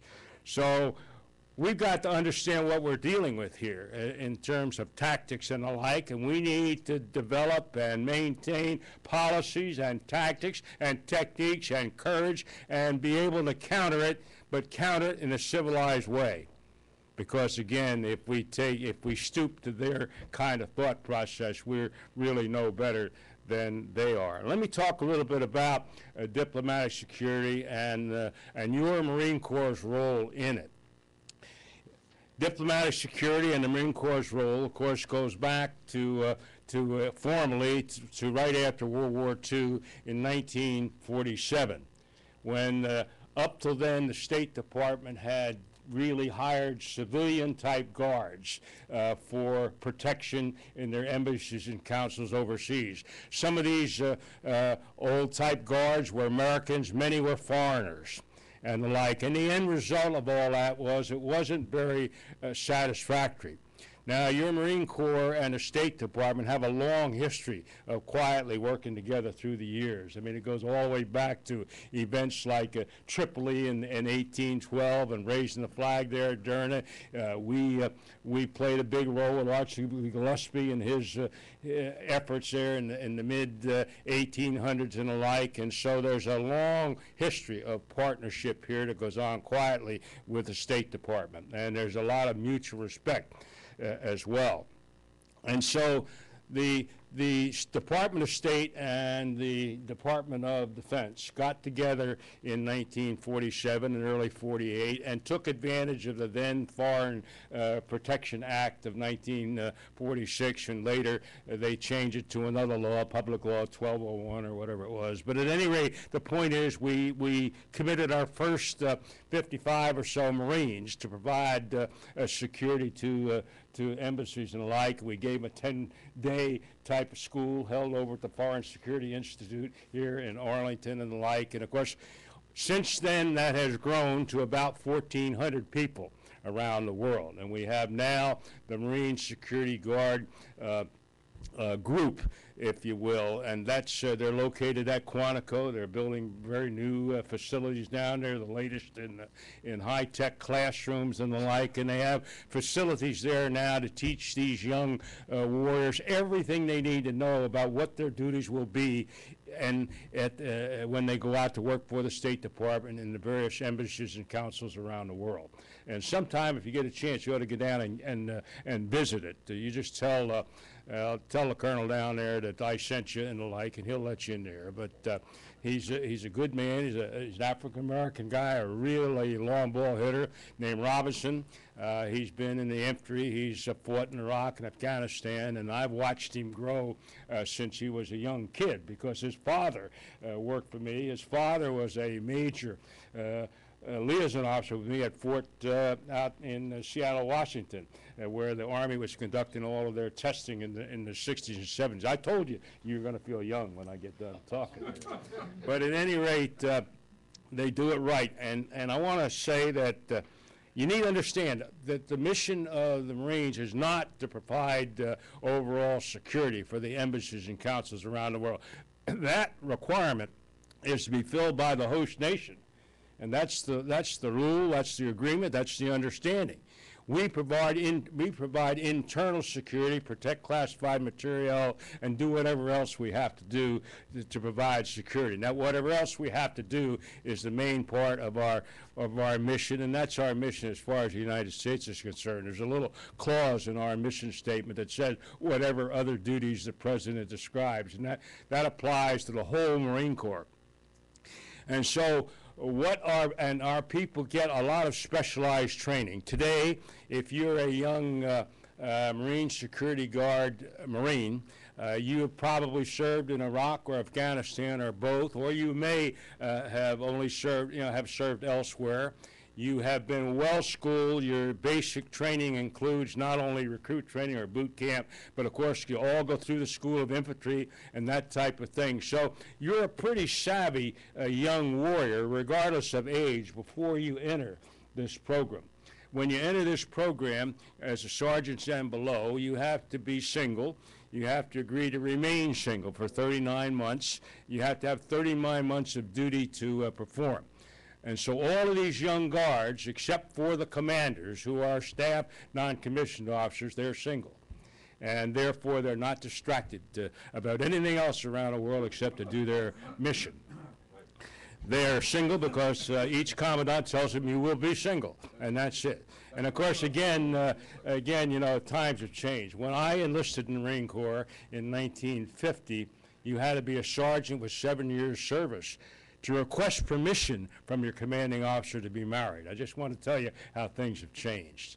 In 1956, when I took a unit overseas in special operations, 11% of my corporals and below were married. Today, that figure is probably 73 to 75%. And I have to tell you that, for example, during the first Gulf War, when I was privileged to be the steward of your Marine Corps, I really had only two worries. I wasn't worried about taking care of the Iraqis or anybody else like that. The warriors did that. But I did worry about logistics and things like that. That's what service chiefs and joint chiefs really should be worried about, logistics and how am I going to make sure that we have 30 days of beans and bandages and bullets over there, and how we are going to have enough threat ammunition to deal with whatever the case may be.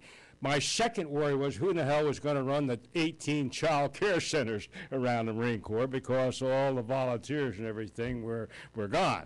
So I just want to emphasize again that the whole dynamics change over time, and they've changed in global and foreign relations. They've changed in diplomatic security considerations and all that kind of thing. So that's really what our responsibilities are. And what do we have, again, in your Marine Corps, in our inventory, if you will, to kind of help out when these things go on, like have gone on here in the 5 or 6 different locations here in the last few weeks? Well, we have we quit providing our great Navy. We've quit providing all those admirals out there in the Navy with orderlies and things like that they've had since time immemorial. And we quit that on my watch in 1987. And the only Marine security folks that we provide for the Navy now are locations around the world where they have nuclear weapons, and that's it. And so that's why we guard things down at that bay in Georgia where the nuclear submarines spend a lot of time, et cetera, et cetera. That's why you have some special Marines in places like Rota, Spain, certain kinds of security. So this left us with some additional manpower. And remember now, as I said, this terrorism thing has been bugging me personally for a long, long time. So in late 1987, we created, with the billets that we had left over, we created an outfit called the Marine Security Regiment. And they are headquartered in Yorktown, Virginia, where there are also certain special security requirements. And they have in this regiment 3 fleet anti-terrorist security team or companies, fast companies we call them. And these are highly, highly trained Marines. Each fast company has 6 platoons, and each platoon is commanded, of course, by officers and has 50 special trained Marines in it. And they are located in places like Rota, Spain, Yokosuka, Japan, in Yemen, and a few locations that I won't disclose here this morning. And they are, again, highly, highly trained. In addition to having all the training that I've mentioned earlier and the like, they go through a complete special ops capable training syllabus. They learn a lot more than the average Marine about military operations, build-up areas and cities and things like that. They learn a lot about taking down hostages and prisoners and taking down situations like that, much like our Joint Special Forces people in the Joint Special Operations Command. Like, in fact, we work hand in glove with them. For example, when we train our people, we have people from Fort Bragg come and help us evaluate our people, because nothing is done in your Marine Corps unless it's tested and evaluated. And if they don't pass, you get a new commander. It's very simple. And so anyway, they have a lot of specialized type of training. And it was these teams that were deployed into to Tripoli and a few other places here in the last few weeks. And so their job not only is to assist in diplomatic security and to restore, their mission is simply to restore or recapture that part of the U.S. critical infrastructure that has been taken down. That's their mission. And that's what they live by, and they live literally out of their sea bag, an instant type of readiness. They also provide security to Navy ports and things like that. And again, they're deploying and redeploying all around the world all the time. We also have several Marine Corps expeditionary units that are all special operations capable, trained. We have 9 of these around the world and the like, and they too can come by amphibious ships and the like when in reach and that kind of thing, and they can loiter, and they can provide the same kind of protection.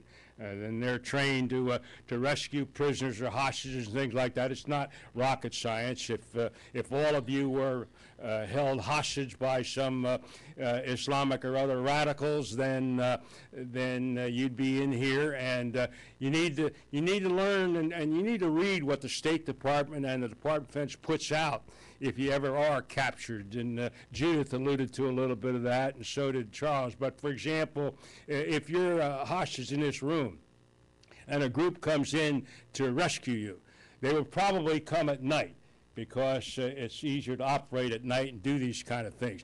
They would come in through all the windows and doors or whatever at the same time. And they would throw in some noise-making explosives that are not the kind of hurt people in life, but they throw in something to startle your captors and the like. In the meantime, they would tell you to get down. And you want to listen to them and get down, because they shoot anything that moves. So that's it's not rocket science. It's basically how you save somebody that's being held a prisoner. And all our gunslingers know that kind of thing, so you need to know that if you ever get captured. And so these are the assets, if you will, that are immediately deployable to help out and give assistance. I think I need to stop right now because we do need to have some time for questions, don't we, Yona? Yeah. Well, I know that Eric has to leave Yeah. for the airport to go to Egypt. Okay. All right. So just stay Sit right here. and we'll see. First of all, do you have any comments to any of the issues that were raised? Okay, now question. We'll try Dr. Raffaelli. Just stand up. Please wait for the microphone. Please wait. Yes, Raffaelli from memory. I have a comment and a question. My comment relates to the speech given by Morsi yesterday at the United Nations, and in which he warned against insulting religion and culture. So he really expanded the red zone far beyond the 20 yards in a football. The culture is a very elusive term, and if you were to say in Egypt that the Egyptian culture does not lend itself to democratic government, then you'd be violating the rule established by Morsi, and you could be punished. So, I mean, this is very dangerous expansion of his warning to the world. The question that I have to you also is, do you know about the sources of funding of the Muslim Brotherhood? I mean, they fund a lot of villages, they provide economic and social support. Where did they get the money from? Where did they get it over the last 80 years? Thank you. Thanks for the question.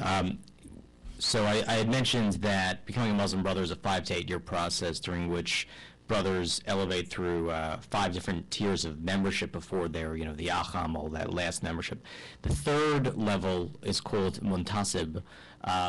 Roughly would come within your 2nd to 5th year or so, depending, of being the brotherhood. At that point, you're expected to give 6 to 8% of your income to the Muslim Brotherhood. Now, there are all these questions about whether the brotherhood gets external funding. I think that you have to divide that question in two. There's external funding from foreign governments, and there's external funding from Muslim brothers who are expats, say, in the Gulf, which, of course, there are many Egyptian expats in the Gulf, and that's actually an important input to the Egyptian economy, foreign remissions. I always think that, the question of funding is sort of a red herring, in the sense that it may be that they get funding from other governments. I don't know. I certainly haven't seen any evidence of that. But whether or not they do get that funding, I first of all think they have enough members and also enough wealthy members where they could raise what they need from 6 to 8% of incomes.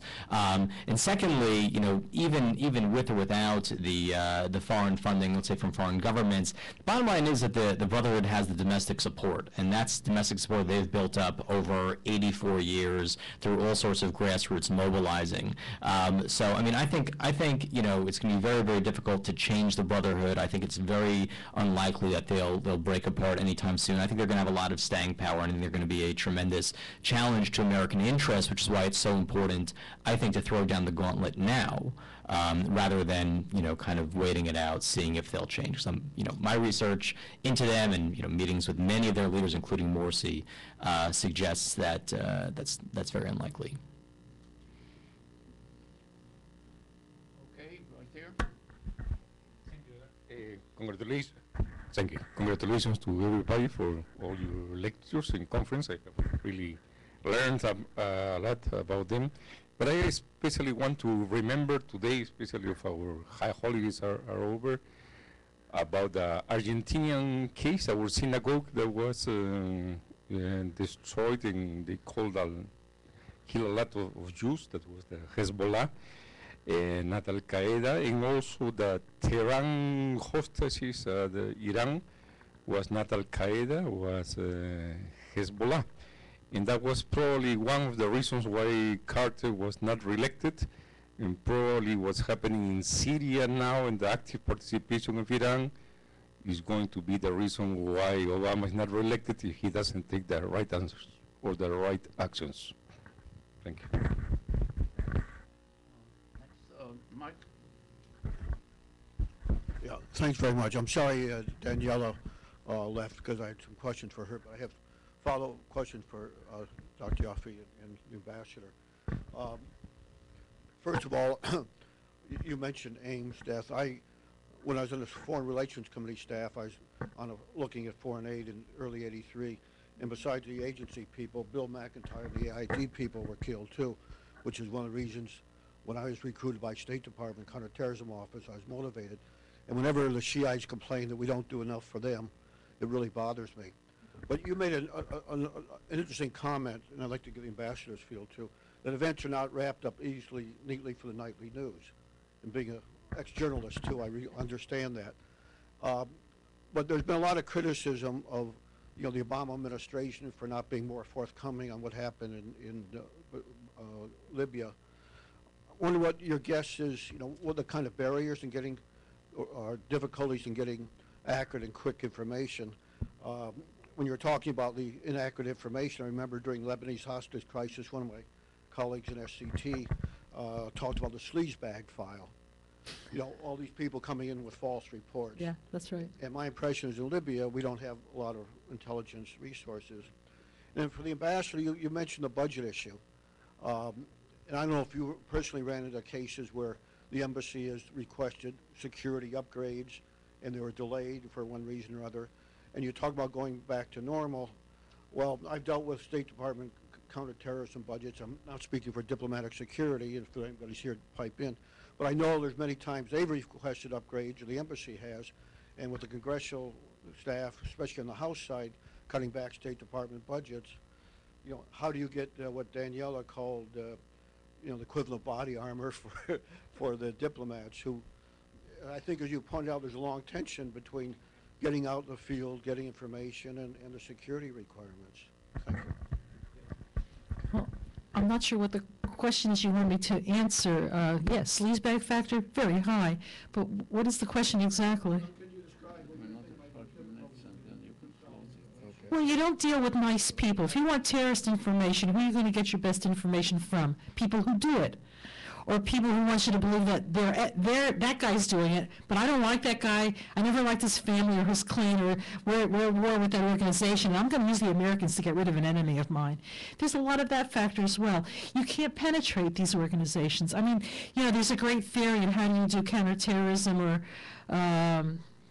if you could only seed somebody within an organization, and that's a long multi-year process. You get somebody who can be vetted, who can become a member of Hezbollah or whatever, and maybe that'll pay off in 3 to 5 or 8 years, whatever. But it's one thing to do that if you're targeting the Communist Party in the 50s, as I said. You're working in Western Europe out of the embassies, the way spies used to do. This is a whole new, working in the Middle East with Hezbollah and all these other, whoever there, it changed the nature of how you do what you do. And I think the second part is we tend to fall over each other out there. You have the CIA looking for people, and you have the FBI in an expanded number of places, operating out of Rome and others, and they go in to do their investigations. They're working at cross purposes. The CIA wants to talk to people who will tell them about the next operation and how to prevent it. The Justice Department just wants to look for evidence that can be used in a court case about the last operation. They're talking to the same people. They're buying the same information. And I think that, we work at counter purposes. So there's a lot of things I don't know how well they have worked out. The competition in the field, though, I think is a problem and is inevitable. I want to make one point on diplomatic protection, and I was sort of asked that. I was in Baghdad recently, and you know how scary Baghdad is, and the threats and the terrorists and all that. Well, you make yourself a target when you go around in these huge convoys with black SUVs, tinted windows, in a convoy of 3 or 6. It's pretty obvious that someone's going around there, and I think it's easy targeting. I was with people, and I had a bunch of invitations, and my guide, I think guide is a Muslim Brotherhood term, but was a very well-known Iraqi official, and he said the best advice that we can do, we're going to go armored cars, but old, beat-up armored cars. The armor's so heavy, they must get like 2 miles to the gallon, but the point is they're discreet. They don't draw attention, and that's probably greater protection. I have not, in all the years, and it's a lot because of what happened to Bill Buckley, I've never been able to go to Lebanon. The agency would never let me go, and I find difficulty with my current employer, the Department of Defense. If you're going to go there, and it was true, they tried to enforce it on Iraq, which is why I couldn't go for a long time. You can only stay at, the Marine Hilton. You can only go to the embassy. You can only travel in these armored convoys. I'm saying, that's not where I want to go anyplace. I want to go to talk to people. I've got invitations. I'm going to be much safer staying at the home of this person who can give me a car and drive or take me around.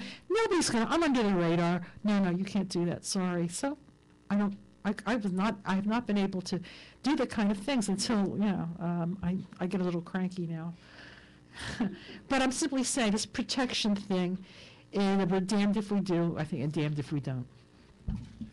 Well, addressing your question, yes, I have on multiple occasions dealt with just such a situation where security upgrades were warranted by the situation on the ground but unfunded for various reasons.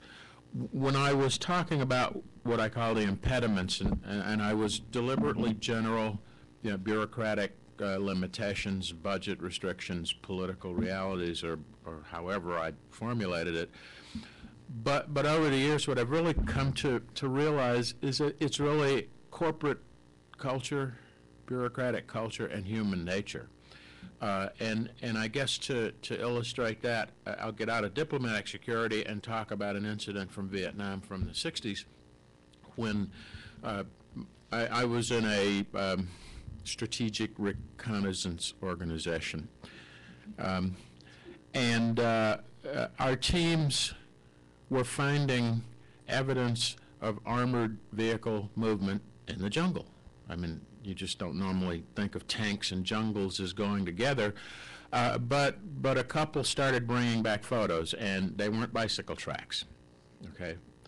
When we briefed the powers that be at the Military Assistance Command and back here, The response, I'll have to clean it up, was, you guys are smoking something? You don't know what the hell you're talking about. That is impossible. It just can't be. You can't, first was you can't move tanks through that type terrain. And the second was there's no way tanks could move from Hanoi to where you found it. So we put our tails between our legs and went back to our offices and tried to forget about it until 6 months later. A bunch of Russian tanks roared out of the jungle near the SF camp at Long Bay and wiped out several friends of mine. And the postmortem of that was that the people who were getting that information had a certain experience with military operations. I mean, these were guys who'd cut their teeth in Germany, the plains of Poland, or whatever that thing was that they did over there. And they could not, in their minds, imagine anyone doing what they had never done. I mean, you can't drive tanks through quicksand, you can't drive them through a jungle. It didn't occur to them that you could build bamboo sleds, hook elephants on them, drive the tanks up on the damn sleds and pull them as far as you wanted to go. And that, I think, is what complicates a lot of our efforts at diplomatic security, is you're talking to people. If you're talking to people who haven't gone through it, they cannot envision it. They're sitting in an air-conditioned cubicle here in Washington, having to fight not enough budget to do what they need to do worldwide, the fear that if they do something and it's a mistake, they're going to be criticized for it, and that's actually, I recognize that long ago is what the problem is, which is why one of my philosophies is, as often as possible, I do whatever it is I think needs doing, and I beg forgiveness if I get caught. Maybe I get one more, I guess. One more question. Go ahead, pick them. Okay, Dr. Frieder. A question to Eric. How deep do you think is the penetration of the Muslim Brotherhood into the Egyptian military? Because the Egyptian military was always relatively secular. It's a very important question. We unfortunately don't know. I'll tell you just a very brief story. On this last trip I went in June and July, I was there for a month. The guy who handles security at the Brotherhood's downtown party headquarters is a former general in the military. And he informed me of a series of trainings that he was given by the Brotherhood. He's a longtime Muslim brother, to keep his Brotherhood affiliation quiet. That's just an anecdote, which is a small piece of data. How frequent that was, how deep it goes, we really don't know. We may have a better sense as time moves on and we see the way the military Brotherhood relationship develops. But I thought it was telling that the Brotherhood, does, and this is not so surprising, have some people within the officer class, and that it had prepared for this by organizing special trainings for those individuals over time. Okay, I guess, well, we have to wrap. How much time do we have? None? What's that mean, none? It means no time. No time. All right, well, then I want to thank all the panel again, and those that have departed. Thank all of you for helping us put this seminar on. And I really have to say I agree with just about everything I've heard here. I agree with you with the Hezbollah and the threat. The Hezbollah, for example, are very well informed. They're very good with money, and they've got a lot of it.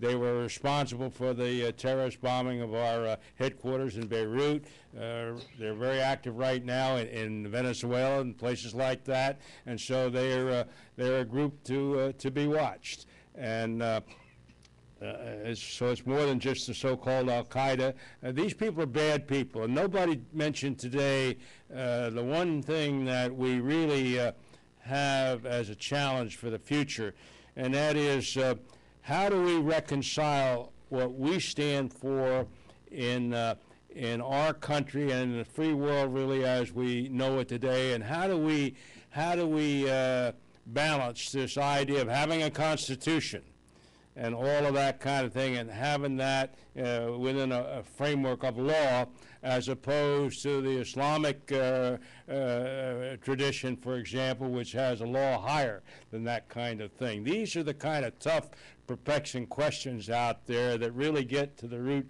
cause of what this kind of thing is all about. You and I are not going to solve that today, but these are the kind of things that we have to really, really concern ourselves. Yeah. The Muslim Brotherhood has never targeted us for a terrorist attack. You meant to say Hezbollah. Hmm? You meant Hezbollah, not Muslim Brotherhood, because I don't think the I Brotherhood. didn't mention Muslim Yeah, you Brotherhood. did. You did. I said said that. Muslim Brotherhood? I heard him say. If I did, it was the first time. Hezbollah. Huh? Hezbollah. Okay, fine. Yeah. Just for Hezbollah, clarity. Hezbollah, really, if you want to say it the right way, but, I'm saying it the right way. okay. Well, the point I want to make here is that these are, very, very challenging times, and I can tell you that on the military side, the people will be prepared to do whatever they have to do, but it's far more than a military-type situation. It gets into the cultures, the norms, the language, the people, the way of life, et cetera, et cetera, et cetera. And beware of anybody who has a simple solution to these kind of things, because it's a very, very complicated world that we live in, and actions that we take in one part of the world, for example, in this so-called pivot to the Pacific with respect to strategy. Actions you take in one region has a big impact in other regions around the world because of our global economic interdependence, et cetera, et cetera, et cetera. So these are tough challenges, but thank you all again on behalf of Potomac Institute, and we'll see you next time. Thank you. Thank you, my friend. Thank you very much. Would be tough. Thank you, General. As ever.